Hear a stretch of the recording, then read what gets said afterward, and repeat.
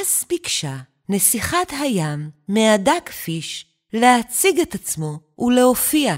הדג פיש פתח את פיו ושר.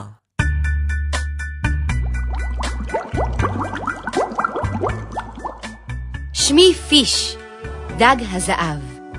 יש לי הרבה חברים טובים. כשחבר מבקש ממני עזרה, אני שמח על ההזדמנות ואני חש לעזרתו. חברות היא קרבה בין לבבות. חברות היא עזרה בעת צרה.